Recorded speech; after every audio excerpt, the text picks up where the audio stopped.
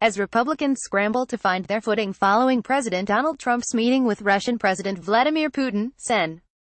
Rand Paul, our Kentucky, continued to defend the president on Tuesday by blasting ridiculous calls for Trump's national security team to testify in wake of the explosive summit. Having a hearing on a press conference, I think, is sort of a ridiculous notion, Paul told IJR when asked about his Senate colleagues, along with some Republicans, calling for members Trump's national security team to testify immediately. I think people have become unhinged.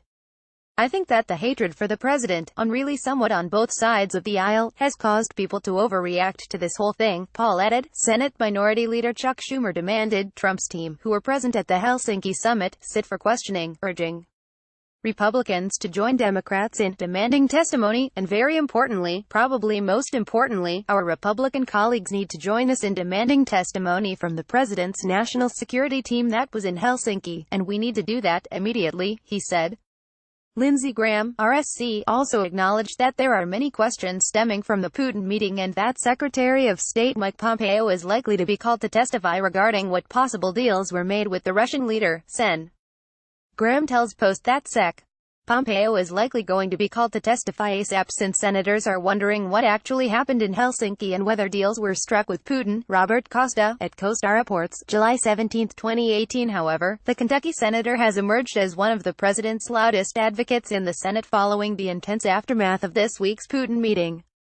Republicans, including Sen. Lindsey Graham, RSC, Senator Jeff Flake, RREs, and Senator John McCain, RREs, all issued statements critical of the president's actions. But Paul has maintained that the outrage is less about substance and more about Trump derangement syndrome. The president has also taken notice of Paul's support, thanking the Republican senator on Twitter Tuesday.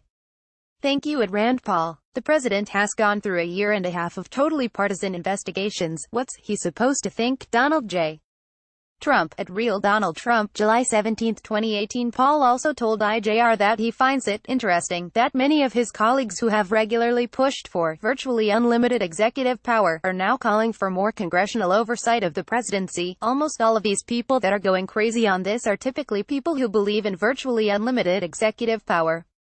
So now they want some oversight? I'm always in favor of more oversight of foreign policy, but there are ways to do it, he added.